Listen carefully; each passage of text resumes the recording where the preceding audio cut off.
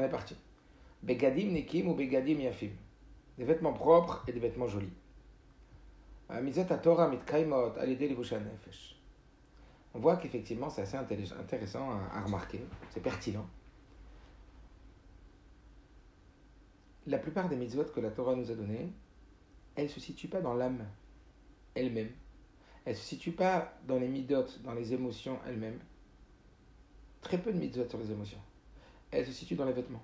C'est-à-dire que dans quel endroit Dieu il a décidé d'envoyer le paquet de mitzvot dans les vêtements de l'âme. Mitzvot à Torah mitkaimot alidei livusha nefesh. On voit que les mitzvot de la Torah, elles s'accomplissent essentiellement par les vêtements de l'âme. À Torah, nilmedet alidei marshava. La Torah, elle s'apprend comment? Par la pensée, dibour, et par la parole. C'est-à-dire que quand est-ce qu'on étudie quelle partie de nous l'étude de la Torah requiert? Nos pensées et nos paroles. Donc quand j'étudie la Torah, j'investis mes pensées, j'investis mes paroles. Donc j'investis ces vêtements. Va mitzvot, et les mitzvot, mitkaimot beikar et les mitzvot s'accomplissent essentiellement dans le monde de l'action. Donc ça veut dire que j'investis quelle part de moi quand j'étudie la Torah, mes pensées et mes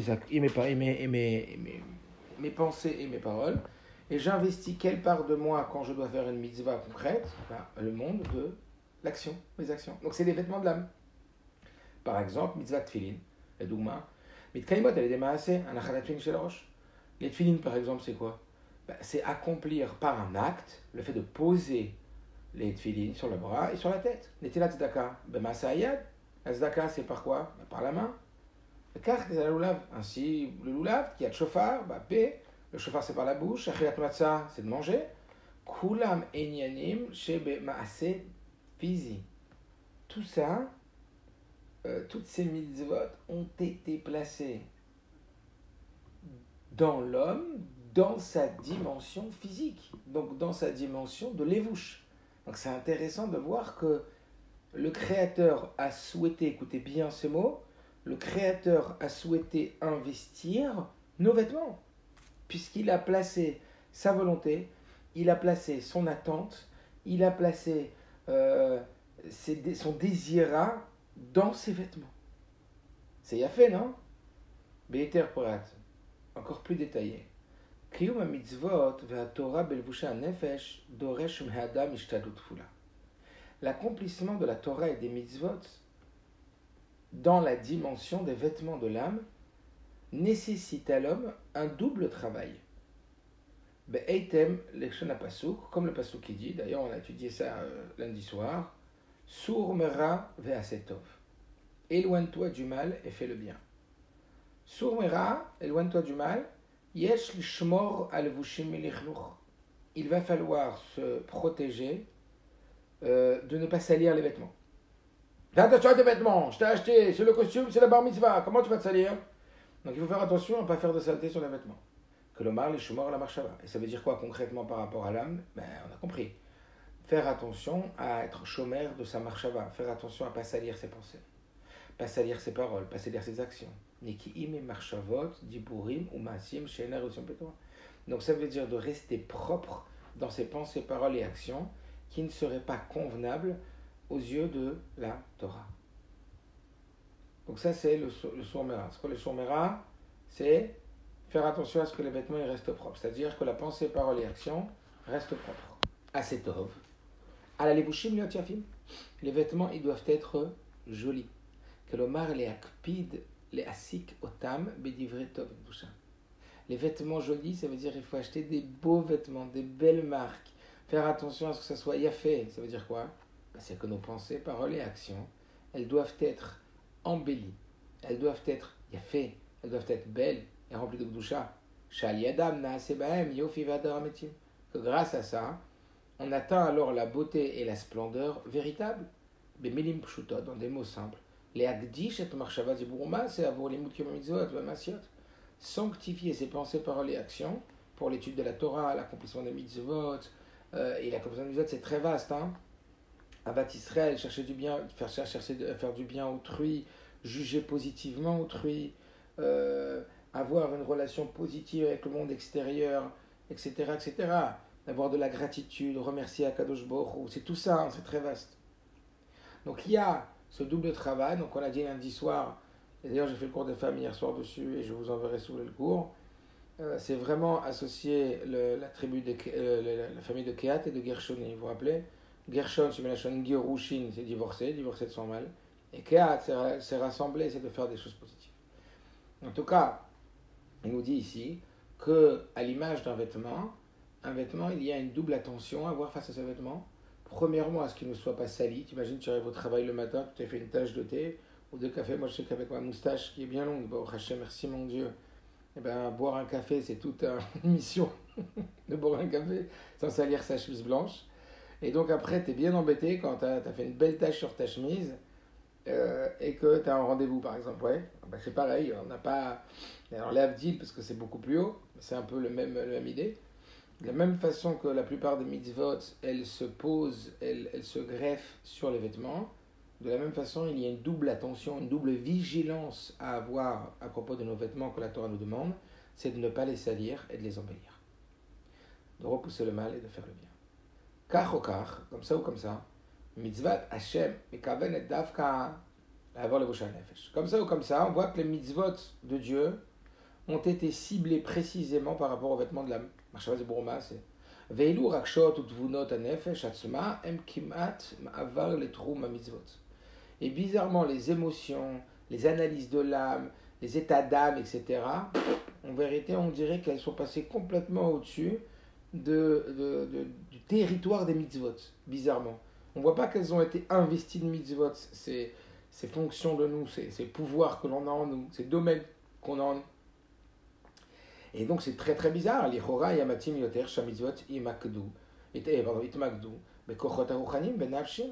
Ça aurait été beaucoup plus adapté a priori que les mitzvot. Elles se greffent sur des forces spirituelles qui en nous, sur les forces de l'âme, sur les forces qui sont beaucoup plus, on va dire, métaphysiques, au-dessus du physique qui en nous.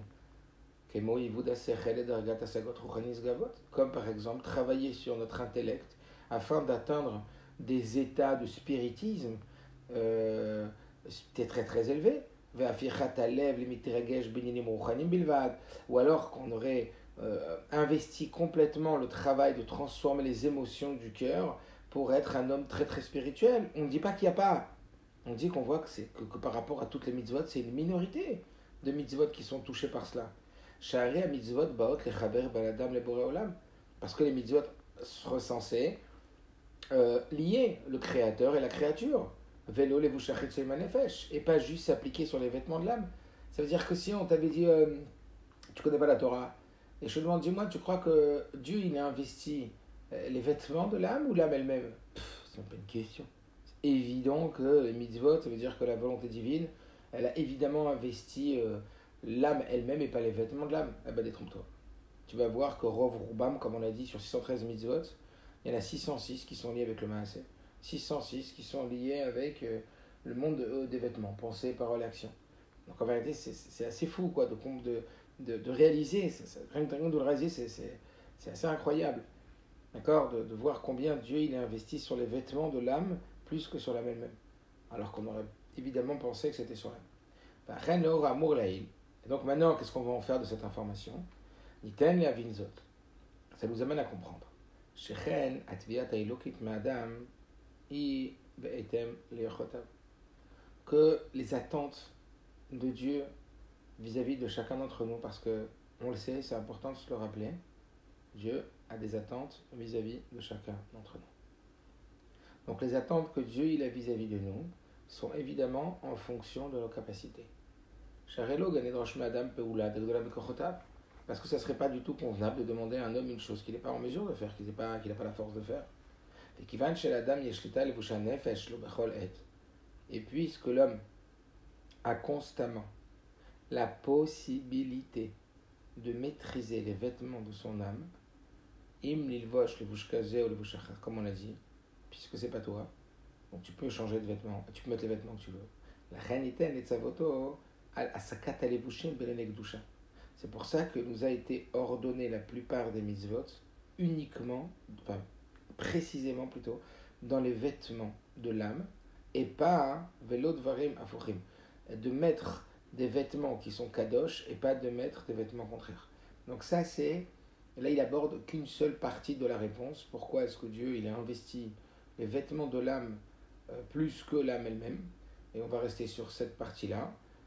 Dans cette partie-là donc de réponse, il nous dit que justement, Dieu, moi je peux ordonner à mon fils que ce qu'il est capable de faire. Donc je peux dire, j'ai pas envie de mettre que tu mettes de short aujourd'hui, de bermuda, il pleut à Paris, mets un pantalon. Mais je peux pas lui dire, j'ai envie que tu changes de peau, tiens, deviens noir aujourd'hui, pour être solidaire de ce qui se passe aux États-Unis. Et tu peux pas, ça n'existe pas ça. Deviens noir, tu peux pas. Tiens, tu peux parler en yiddish ce matin, s'il te plaît? Tu comprends? Et changer ton être, il faut que tu apprennes, etc. Il y a des choses que tu peux pas faire. Mais là, changer de vêtements, tu peux. Donc en vérité, ici, il explique que la partie de réponse qui explique pourquoi Dieu il a investi les vêtements, par les mitzvot, c'est parce que justement, on est en mesure de maîtriser et de changer ses vêtements. Donc comme Dieu ne nous demande que ce qu'on est capable de faire et qu'on est capable de changer ses vêtements, Dieu a investi le domaine où tu peux être maître. C'est bon? Là, c'est un point qui est très important.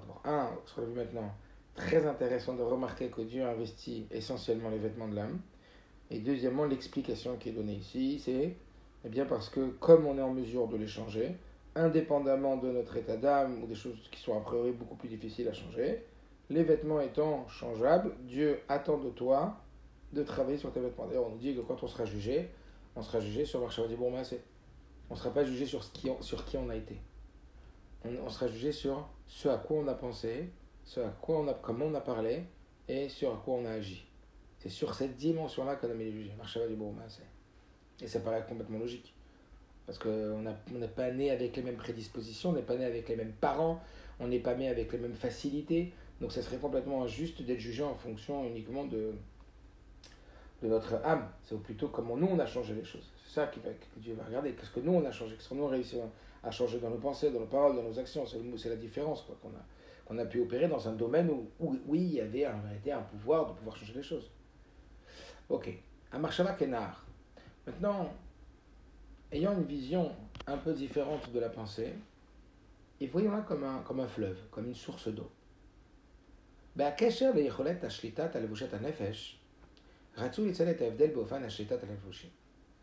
Il dit, quand on est en train de parler du pouvoir que nous avons de dominer sur les vêtements de notre âme, ça veut dire le changement des vêtements de notre âme, il est important de souligner la différence qu'il y a dans la façon d'arriver à maîtriser ces différents vêtements. C'est pas la même chose. Donc, encore une fois, est-ce qu'on a la maîtrise? Pas forcément. Est-ce qu'on peut arriver à la maîtrise? Bien sûr que oui. Donc le redouche, c'est pas qu'on en a la maîtrise naturellement, c'est qu'on peut, par un travail, en avoir la maîtrise. Maintenant, par quel travail on va arriver à avoir la maîtrise de ces vêtements?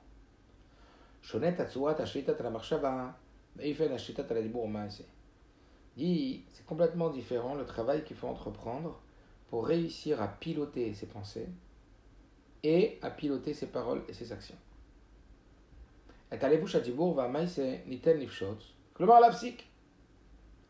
Les vêtements qui sont les vêtements de la parole et de l'action sont des vêtements qu'on peut retirer simplement.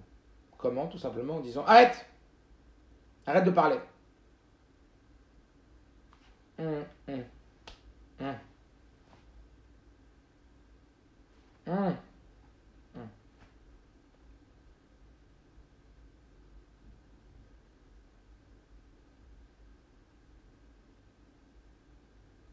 Ça, tu peux, c'est facile.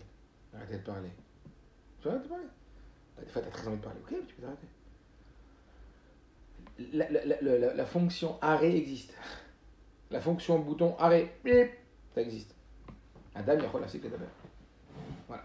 Un homme, comme je vous ai fait cette puissante démonstration, je rigole évidemment, cette puissante démonstration que je me suis arrêté de parler. Je peux aussi m'arrêter de bouger. Je peux arrêter de me déplacer.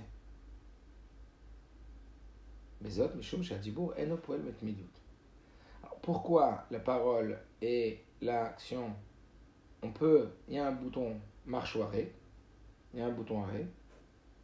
C'est simplement parce que la parole et l'action ne fonctionnent pas en permanence. Kenema, comme il est écrit, et l'archot ve'et ledaber. Il y a. Oula, pourquoi du bruit? Et l'archot ve'et ledaber, ça veut dire il y a un moment pour se taire. C'est pour ça que je vais mettre en mieux maintenant. Il y a un moment pour se taire et il y a un moment pour parler. Tu comprends? Comment dire? Il y a un moment pour tout. Il y a un moment pour se taire. Il y a un moment pour parler. Donc ça veut dire que notre pouvoir sur la parole, c'est d'avoir un bouton marche ou arrêt. Mais quand Gramama, c'est comme Ouban. Et aussi dans l'action, évidemment. L'action, on peut s'arrêter. À l'inverse, à marchava, à penser, le umatam, zorem et topoletamid. Alors elle est zorem, en permanence. Elle agit, la pensée, on ne peut pas. Vous voyez ce que je veux dire? Elle ne s'arrête pas, c'est un système qui ne s'arrête pas. Donc c'est à dissocier dans sa marche, dans son fonctionnement, elle est à dissocier de la parole et de l'action. Parce qu'elle est zorem et topoletamid. Elle marche en permanence, elle coule. Comme on l'a dit, un fleuve, kemomenahar, comme un fleuve qui coule, une source d'eau qui coule, hanim shachim bezormim lopoga, qui ne s'arrête pas de couler. Car marchavot, ainsi les pensées, zormot tamid elo afsaka. Elles coulent, elles sont zorem elo afsaka. On n'arrête pas de penser. Maintenant, tu te lèves, tu penses. Dans le métro, tu penses. Tu es au travail, tu penses. Tu es à la choule, tu penses. D'accord? La question, c'est comment je vais réussir à maîtriser ces pensées, à contrôler ces pensées. Comment je vais réussir à piloter ces pensées. Parce que ces pensées, elles ne s'arrêtent pas. Je ne sais pas si je vous l'ai déjà dit, en termes, on va dire, scientifiques, il y a des analyses qui ont été faites. Combien d'hommes a de pensées par jour? Et combien vous dites? Je ne sais pas si je vous l'ai déjà dit. En moyenne, hein? 10 000, 5 000 pensées par jour. Combien on a de pensées différentes par jour? Là, tu es en train de penser à combien il y a de pensées? C'est déjà une. 30. Ouais. On a environ 60 000 pensées par jour. Environ, hein, 60 000 pensées par jour. Donc la pensée, elle ne s'arrête pas. Tac, tac, tac, tac. Tu sais, ça se bouscule. Une pensée, elle bouscule l'autre. Une pensée, elle bouscule l'autre. Afilou bet hashina, même quand on dort. Sheba adam no medaber venopol berama maasit. Qu'un homme, il parle pas quand il dort. Et il bouge pas, ou même s'il bouge, c'est pas lui quand même. Mocho poel. Son cerveau, il va encore plus vite. Marshavatam shechot lachlof. Et les pensées, elles vont encore plus vite. Là, les 60 000, celles qui sont réveillées. Hein. Comme les rêves en témoignent pendant notre sommeil. Vous imaginez? Donc en vérité, il y a une tonne de pensées et les pensées ne s'arrêtent pas. Il n'y a pas de bouton stop sur les pensées. Il n'y a pas marche ou arrêt sur les pensées. C'est en marche permanente.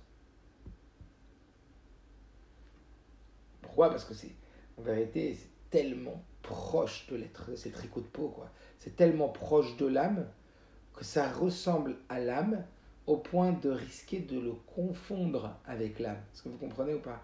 On pense parfois, par erreur, par méconnaissance, que nos pensées, c'est notre âme. Je suis ma pensée. Tu vois ce que je veux dire ou pas? Tu t'identifies à ta pensée. Mais là, alors là, tu t'emprisonnes à Shemishmor. La Géoula, une des plus grandes libérations, c'est de se dissocier de ses pensées. C'est comprendre que les pensées, c'est un vêtement de l'âme. Et qu'on peut les vraiment échanger, parce que ça change tout. Ok, Bechol Zot. Gam in hadam yecholet lifshot et levush hamarshava. Bien que l'homme n'a pas la possibilité de retirer le vêtement qui s'appelle la pensée, que le mar l'afsik la chalutin et le peulato, c'est-à-dire interrompre complètement son activité, netula yecholet aprira ma yizorom betocho. Le choix est autre au niveau des pensées. Le choix, il est dans le fait d'être capable de choisir quelles vont être tes pensées. Il y a des vêtements que tu peux retirer, il y a des vêtements que tu peux retirer, tu peux juste changer. Ça veut dire, est-ce que c'est une pensée qui est pure et qui est translucide? Or, alors c'est une eau que Dieu préserve qui est toute sale, toute obscure. Dans des mots simples, et donner à l'homme, par le travail, écoutez-moi bien, C'est pas cadeau et c'est pas direct. C'est un énorme travail qu'il faut. Hein, pour réussir à choisir le contenu de ses pensées. Lorsqu'un homme n'est pas satisfait des pensées qui sont en train de passer dans sa tête, il est en mesure de choisir d'autres pensées. Alors, un petit peu autrement, je vais vous expliquer comment ça se travaille ces pensées, parce que c'est fondamental. Ça change la vie. D'abord, de réaliser qu'on peut modifier ses pensées pour de vrai, et ensuite, comment faire pour changer ses pensées.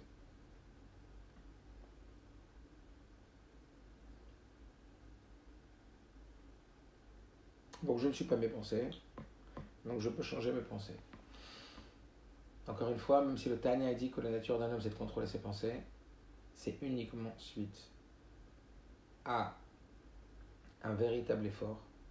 Et quand je dis un, c'est pas un, c'est une gymnastique, c'est un apprentissage, c'est un musclage, c'est une formation, c'est un entraînement. Et c'est un entraînement répété. C'est comme n'importe quel sport. C'est comme n'importe quel apprentissage. Tu vas te mettre à la Gemara, tu vas te mettre à la Chassidut, ou les Avdil, le fait Avdalot. Tu vas te mettre au sport, tu vas te mettre au tennis, tu vas te mettre, je sais pas, à n'importe quel sport. Il va falloir, pour que ça devienne une compétence, énormément de travail, énormément de répétition, pour qu'en vérité, cette répétition, elle devienne ce qu'on appelle une compétence inconsciente. Ça veut dire une appropriation du mécanisme qui va te permettre que ça devienne spontané. Un basketballeur, combien de fois il va prendre sa balle et il va tirer il va devoir viser le panier pour devenir un bon basketballeur. Combien de tirs? Un footballeur, combien de fois il va tirer dans la balle pour réussir à cibler et à viser le plus précisément possible son tir, etc., etc. Je ne vais pas vous faire tous les sports comme ça. Pareil, la première fois que tu as pris le volant, pour réussir à conduire une voiture, à contrôler contrôle extérieur, contrôle intérieur, embrayage, première, frein à main, démarrage en côte, et patati et patata, tu n'y arriveras pas, il faut 40 heures, il faut 30 heures. Le jour où on vient et on te dit il faut que tu apprennes à conduire, ben, vous allez prendre 30 heures. Non, non, moi en 2 heures, vous n'avez pas compris, je suis un chacham en 2 heures.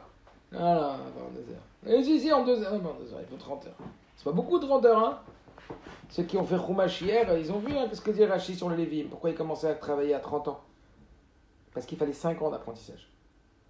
5 ans d'apprentissage pour atteindre une maîtrise, pour commencer à atteindre une maîtrise dans quelque chose. De 25 ans à 30 ans, ils étaient en formation.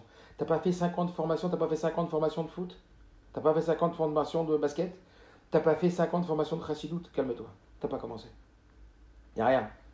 T'as pas fait 5 ans d'apprentissage de comment contrôler ses pensées. T'as pas encore commencé. Parce que je veux vous donner l'envergure du travail. Est-ce que vous comprenez?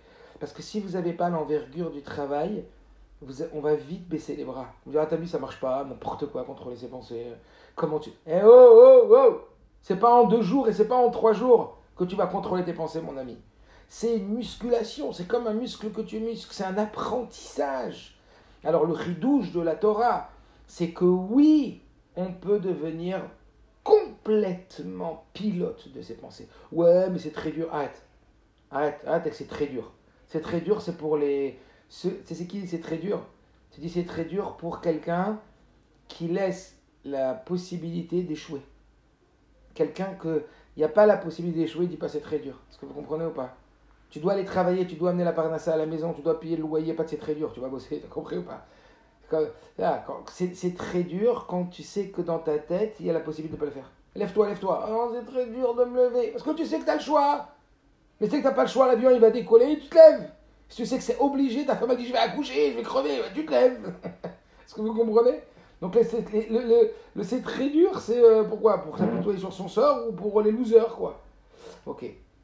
Donc ça veut dire quoi? Celui qui veut gagner, celui qui ne veut pas être victime de son malheur, mais être responsable de son bonheur, celui qui ne veut pas être victime de son échec, mais il veut être responsable de sa réussite, il doit se battre.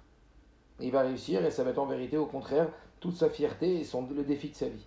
Et ça va donner un sens véritable à la réussite que lui-même il va réussir à atteindre. Donc oui, oui et oui, contrôler ses pensées, c'est du boulot, beaucoup de boulot. Comment ça marche?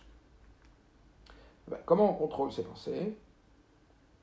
Donc petit 1 avec de l'entraînement, énormément. Petit 2,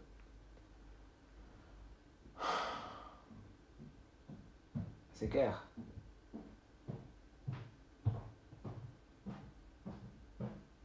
En vrai, écoutez bien ce que je vais dire. On ne peut pas changer ses pensées. C'est très dur. Quand tu as des pensées, surtout des pensées qui sont très très très fortes, qui t'assaillissent, c'est très très dur de changer la pensée. Donc tu vas changer la pensée. Oui, on peut changer la pensée. Mais quand tu vas changer la pensée, l'autre, elle va pas partir facilement comme ça. Elle va revenir. Tu sais, quand tu as une angoisse, quand tu as un stress, je sais pas moi, quand tu as une préoccupation, même du travail ou avec les enfants, l'école, je sais pas, quelque chose qui t'empare, une pensée qui est très très forte, une pensée angoissante, une pensée où tu n'arrives pas à avoir bitachon, je sais pas moi, une pensée ou une pensée de peur, ou une pensée, j'en sais rien, une pensée de colère, une pensée d'agressivité, une pensée de haine, une pensée de jalousie, ouais, j'en sais rien moi. La jalousie envahit ta pensée, la haine envahit ta pensée, la colère envahit ta pensée. Puis il faut la chasser celle-là. La peur envahit ta pensée, les angoisses, le souci envahit tes pensées. Ouais, on va faire ça. Alors on va penser à ce qu'il faut penser. J'ai compris, je ne peux pas arrêter de penser à ça. Donc il faut que je pense à autre chose. Il faut retirer ma tête complètement de ça. Lola sim laef klal. Pas prêter du tout attention, comme on a bien étudié dans le Mahamar de Ananasim Malka, de la Tata Lerechanes Leitnoses, où Rabbi explique la Vodat Anisayon par rapport à Vodat Birurim. Que ça, c'est un lien de Vodat Anisayon. De retirer ta pensée comme Avraham Avinu qui voit le Hagam, il voit le fleuve devant lui, le fleuve n'existe pas. Ça veut dire complètement détacher cette pensée de ça en la remplaçant par une autre pensée. D'accord? Ne pas calculer du tout cette pensée. Mais ça ne suffit pas. Qu'est-ce qui va faire, écoutez bien, qu'on va réussir à contrôler nos pensées peu à peu, peu à peu? C'est en passant en mode forcé. Ça veut dire, tu ne peux pas facilement contrôler tes pensées, tu ne peux pas facilement changer tes pensées, mais ce que tu peux, oui, c'est décider sur quelle pensée te concentrer. Ça, c'est le mot, concentrer. Tu ne peux pas choisir tes pensées, mais tu peux décider sur quelle pensée tu vas décider de te concentrer. Ce qu'on appelle la focalisation. Est-ce que vous comprenez? Décide ce sur quoi tu places ton attention. Décide ce sur quoi tu places ton attention. Je vais vous donner un exemple. On ne travaille pas beaucoup sur nous. Et je vais vous montrer comment notre cerveau il fonctionne quand on ne travaille pas beaucoup sur nous, pour qu'après on utilise ce fonctionnement quand on va devoir travailler beaucoup sur nous.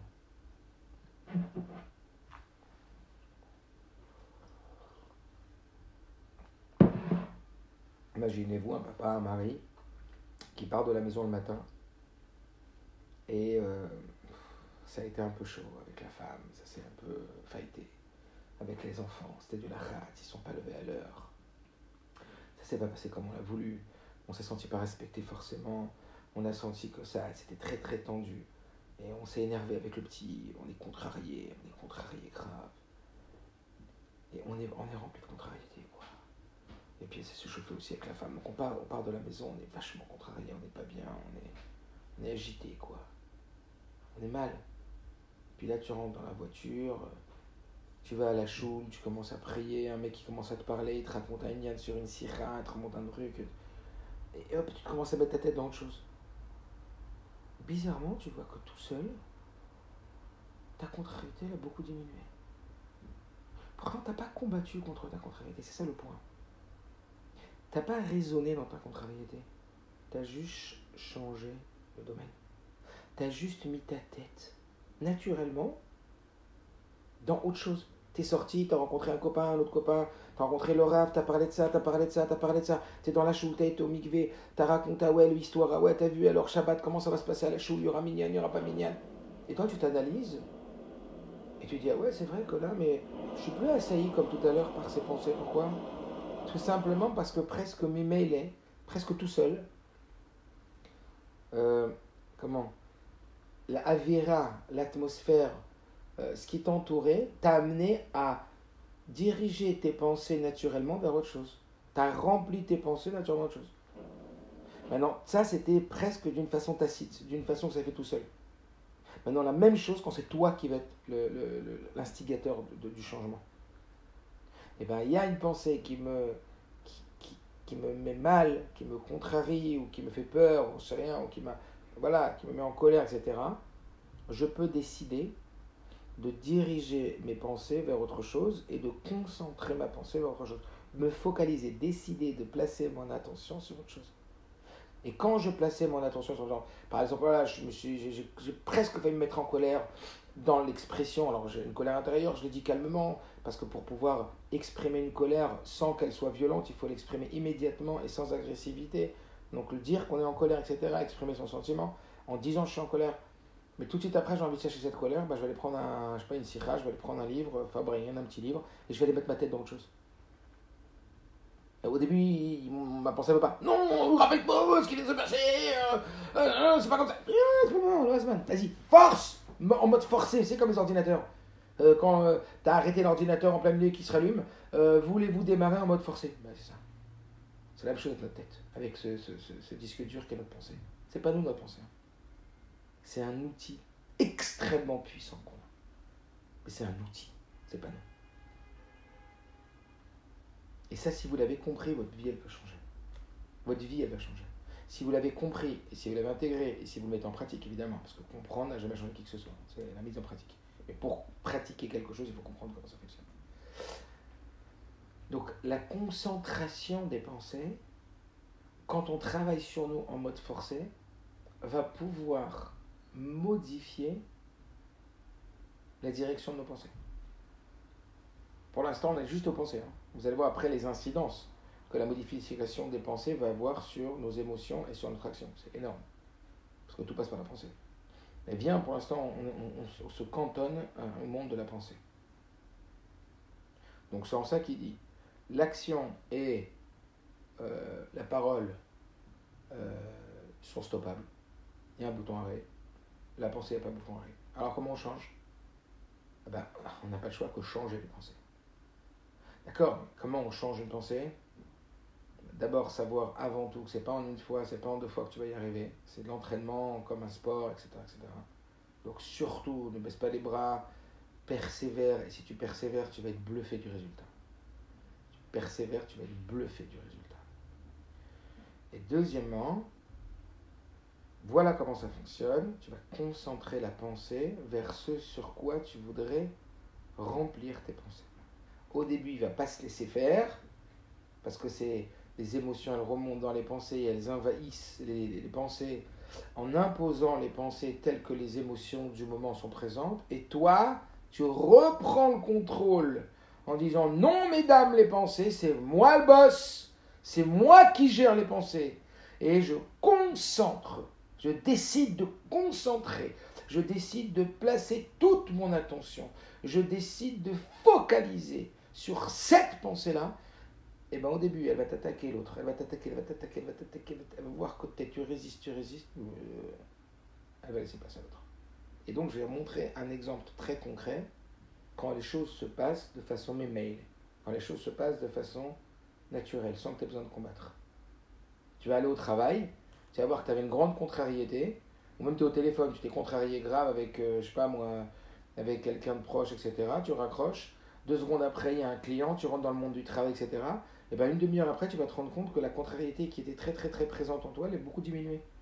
Parce que tu as dû, là c'est un cadeau de l'extérieur, ça veut dire qu'il y a eu des, comment on appelle ça? Il y a eu des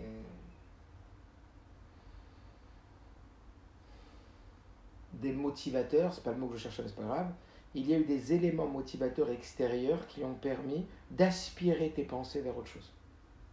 Et en vérité, tiens, comment ça se fait que je me suis calmé? Alors que j'étais chaud bouillant, mais le premier, il n'est pas réglé. Hein.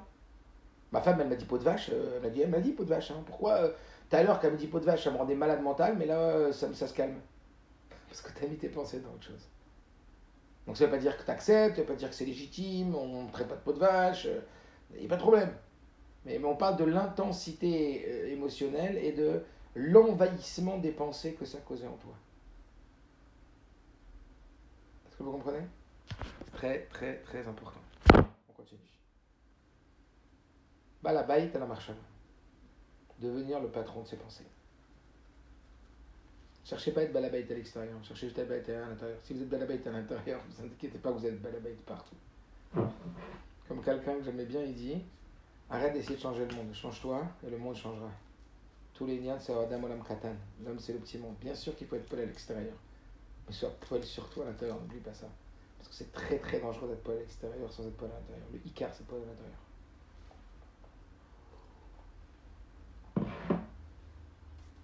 Ok. C'est pour Mefursam, au verbe d'or et d'or ben Arsidim.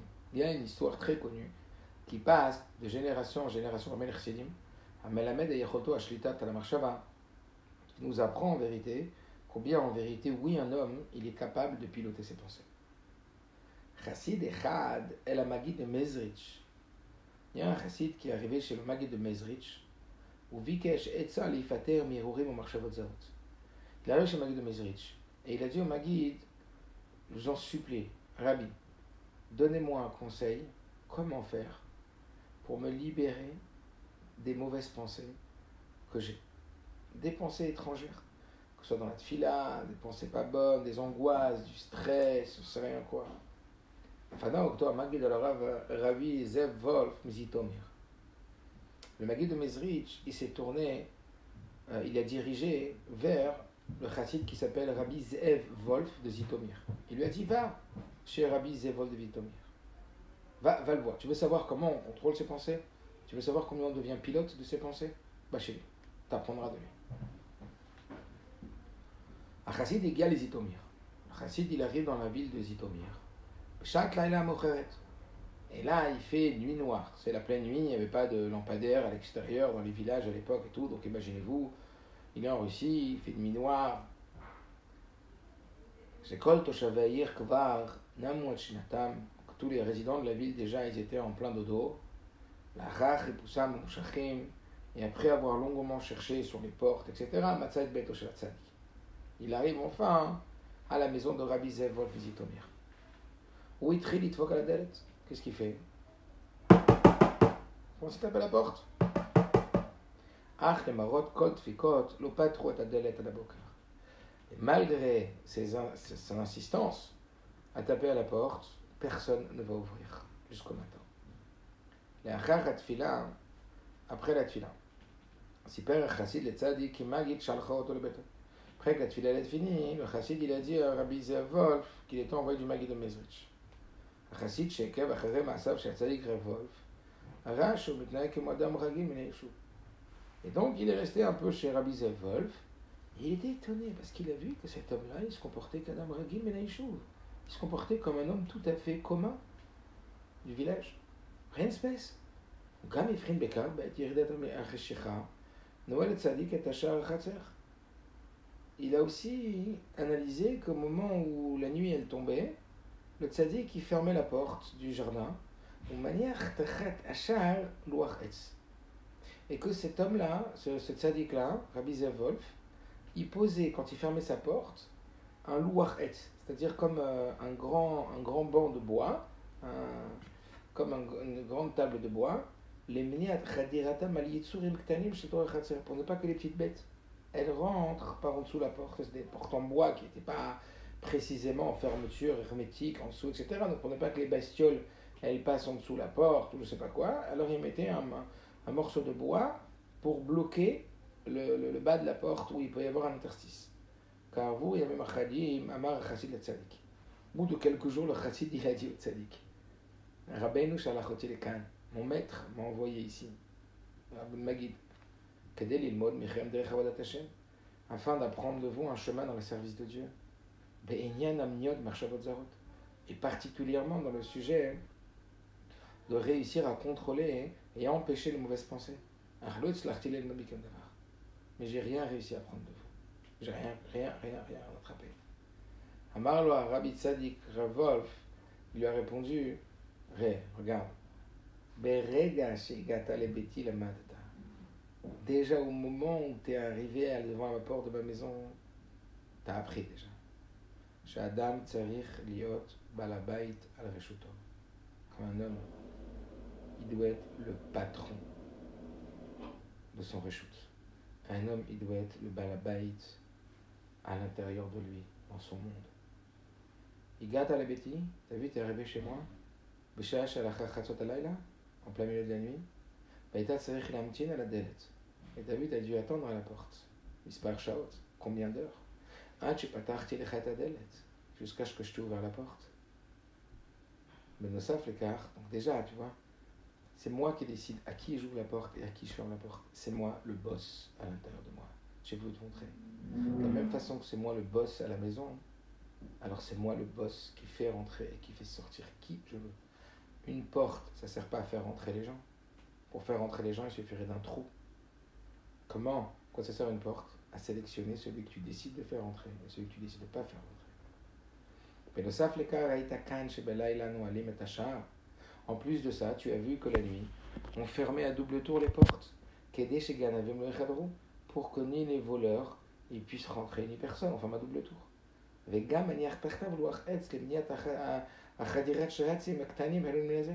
on met même une planche de bois en dessous pour bloquer les shratim, les reptiles, de pouvoir rentrer, d'endommager. Attendez, j'ai plus les pages là. Une seconde.